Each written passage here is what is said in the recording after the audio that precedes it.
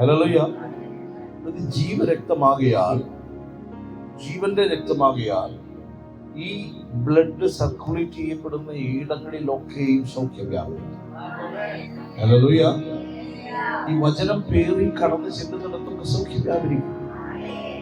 അതുകൊണ്ടാണ് യെഹെസ്കേൽ 47 ഈ നദി കടന്നു ചെല്ലുന്നിടത്തൊക്കെയും ചാവാറായ ശേഷിപ്പുകളൊക്കെ ജീവിക്കും.